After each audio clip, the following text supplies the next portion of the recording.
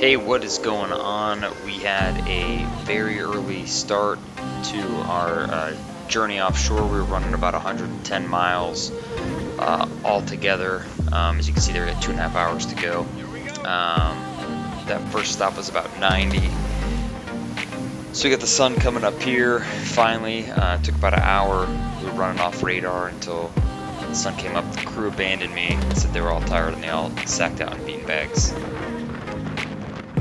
for about the first 2 hours or so.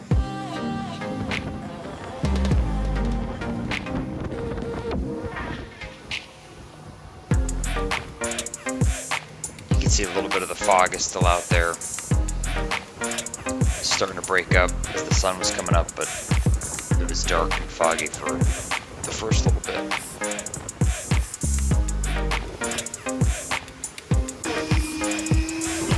What the hell we got going on over here, boys? Okay. On the jig.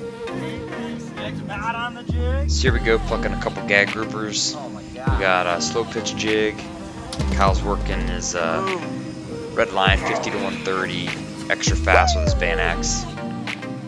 Hold that fish up, Kyle. That gag ended up going 35 inches. The rod there on the left is a 60 to 100 red line. So you've got 50 to 130 with the blue and white, and then the purple and black here is a 60 to 100. So both have 4 pounds of lead on. That 60 to 100 there in the back rod holder, that's got a small porgy, I think, on right now, but you can see a little bit the different actions between those two blanks. 60 to 100 bends just a little bit more than the 50 to 130.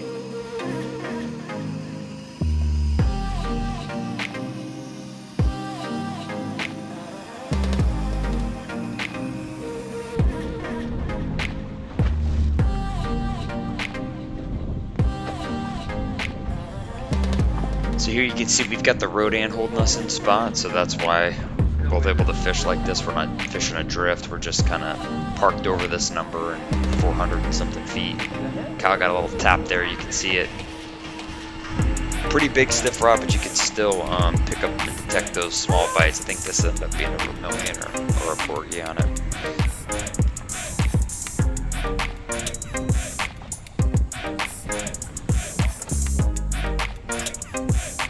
Build the rods a little bit longer than you might be used to seeing, like the Daiwa Tanacoms are kind of short. This helps keep the line away from the boat, the motors, the trim tabs, and we still don't have any problem bringing the fish in, managing the weights. That's a big old beeliner though. You can see that number 4 curved butt too back there. That's a standard curved butt that helps also get the reel up off the gunnel, help get the line away from the boat.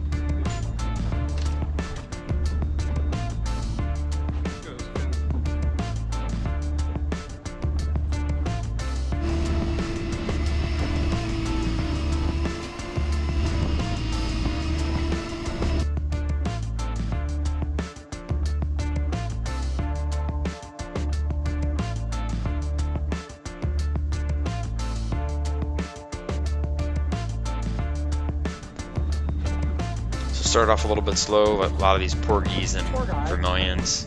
Good eating size, but not what we were really coming all the way out here for. Gave Matt a turn on the 60 to 100, let him pull up a couple.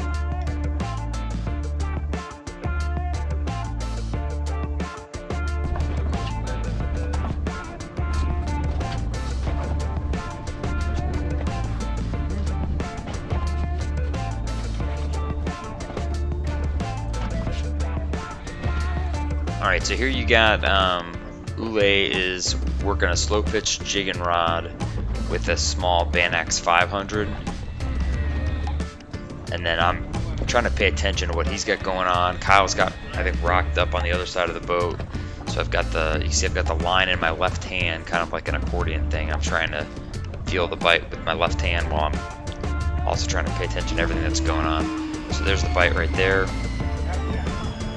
Kind of hear that Force Master wind down a little bit, trying to pick that fish up.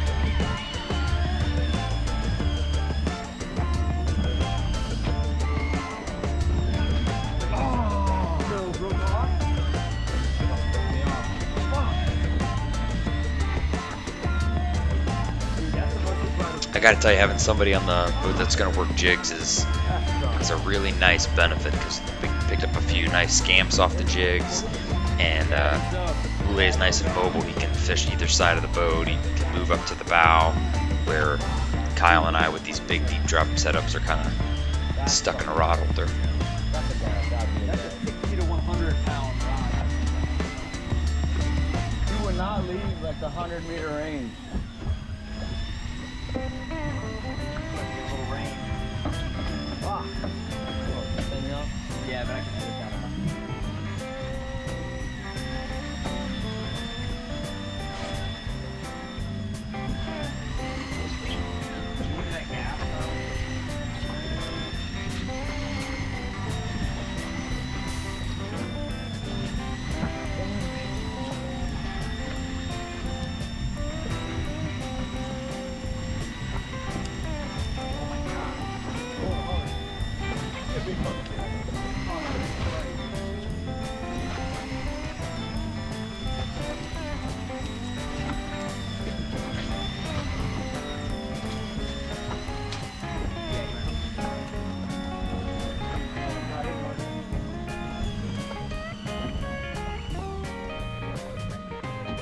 That's a gag. No. Kitty, kitty! Oh my god! Holy fucking shit! Sorry. Get him up, get him up! Dude, get him up!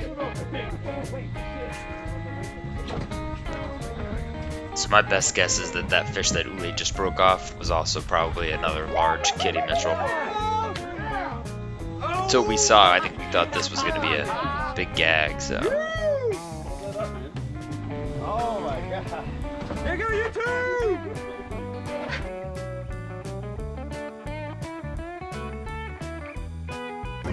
All right. Number 2, kitty. Can only keep one per boat. Luckily, the first one was the bigger kitty mitchell. Yeah, that's a stupid cool fish. We got this return and right tool. You get these for free in the mail if you sign up. You set it to the depth you want to set it to. So right now, I need to set it to 150 probably, so this fish can get down all the way. Right there. Yep. There it is. Yep. All right, clip it onto its lip. It's already on the rod.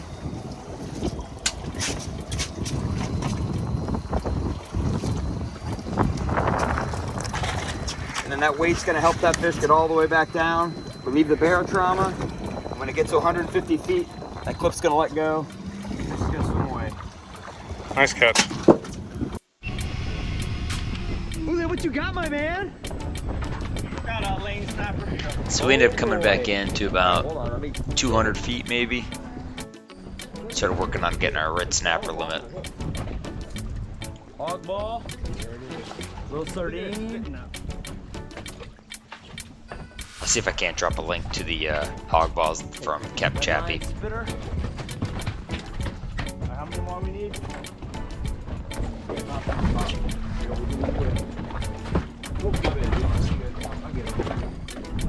Get a red snapper too, Matt? Yep. All right, so 3 more. Well, I gotta count it. I think Matt was already had it in the boat. So I really don't like fishing for the big red snapper with a spinning outfit, but it would not really hit anything all the way down on the bottom. We were getting all the big ones up in the water column. I got one here. So I had to go to a lighter setup so we could try to get them on the fall. End up getting some of the bigger red snapper that way. God damn, I would hit it over like 50 feet. Yep. Red snapper.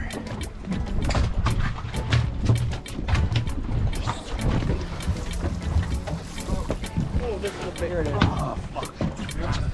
All right, let's throw one of those small ones. Never mind, you're on, I'll get it. Nah, I'm off.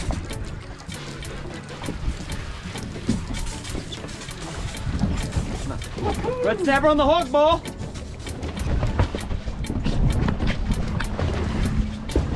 What you got there, Kyle? I don't know, but he hit me on the way down.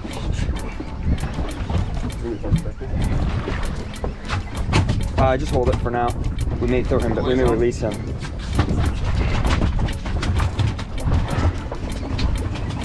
Yeah, pandemonium here. Oh yeah, big one. Big one over here. You got him? You sure? I asked you. I Here. had him. I got it. Swing him over. All right. There you go, Kyle, with your 12 to 25 red line. Spiral ramp. All right, then we got our limit. We're done.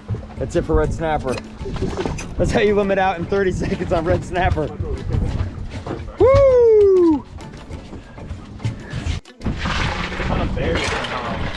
What's going on, guys? What kind of situation do we have?